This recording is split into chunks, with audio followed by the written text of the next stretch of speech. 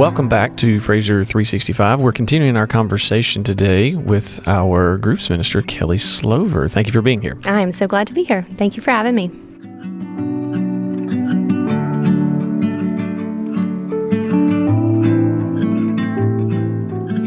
Something that I've had to discipline myself for is just as a mother. I have 4 children, and I used to sort of begrudge their growing up, which you have kids and you know they're going to grow up, but it's painful for me. I would go through clothes when they'd outgrow them, and I would just cry because it was all going so fast, and I would repeat this refrain, like, time is such a thief.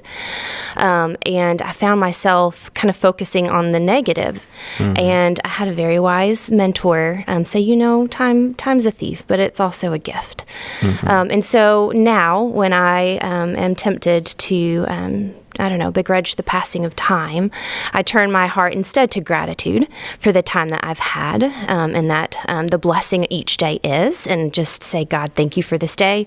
It is such a gift. These children are such a gift, and just to be grateful for every day, every season. That's good. That's good. And that's real. That's where the rubber meets the road in real life. I think a lot of times we as Christians can talk about these particular things, especially something like gratitude. We hear the word so much, or we, see it on coffee cups or whatever. Yeah. But at the end of the day, it actually works in the day.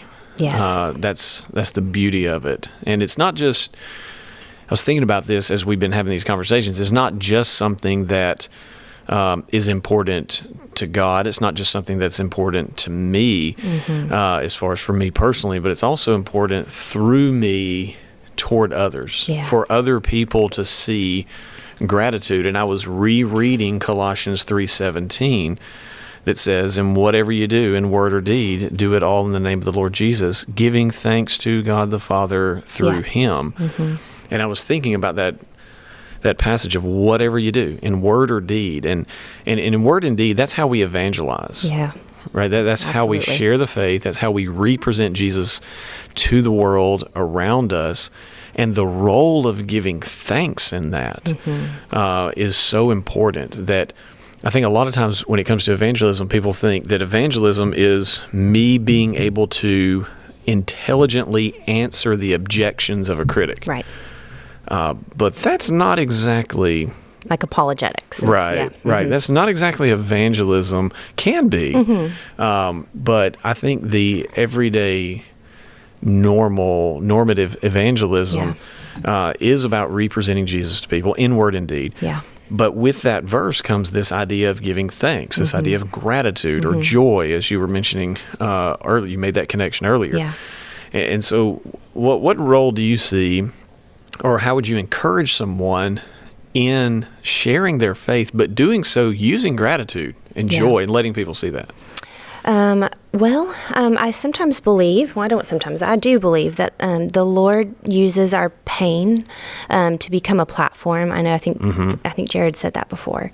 And so I've walked through some infertility struggles and miscarriages, and I believe that the Lord brought me through that in a way that I give thanks to Him for seeing me through, for never leaving me, never forsaking me, for putting together my broken heart, for eventually giving us these blessings of my youngest 2 children. And it is in that gratitude that the Lord then brings people in the midst of it, in the thick of those particular struggles, where I can kind of lead with a healed heart that's grateful for what the Lord did, and with joy, like we mentioned, instead of bitterness. And I think that sets us apart. The world is watching, not just what we say, but what we do. There's that famous quote, like, always share the gospel, use words when necessary. We share the gospel in everything, every thought, word, and deed. And especially people watch to see if Christians truly are different. And when the rubber meets the road, when you're going through loss or hard times or disappointments, they're watching that. And it's when we handle that with gratitude and joy that I think the world can see that it's not just words. It is a true life change, that there's something different. We are set apart. There's got to be a reason for the hope that we have. Yeah. That's so good. I do think that what you're saying is so true, because our response to the hard times, to the pain, it really matters. And if for me, I look at the Christians who we consider heroes of the faith throughout history. Oh, yeah. And when you dig a little deeper, other than just looking at a list of accomplishments, you quickly find out, man, did they have struggles. For sure. They were just people. They were just people. They had obstacles, struggles, things going on in family, obstacles to the things that they were trying to accomplish for the gospel. And yet their response in all of that, it not only kept them going, it became the greater testimony in so many ways. And, I recently had a family member, actually, a distant family member, say that, church is not for normal people, for real people.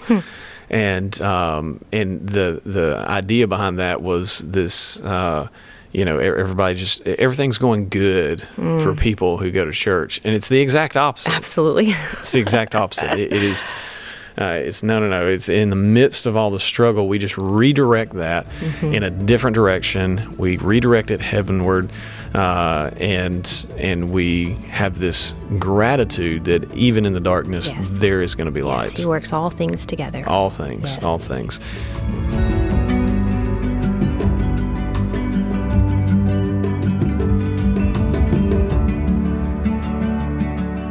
Well, again, thank you so much for listening to this conversation today. We will continue it tomorrow. Yes, see you then.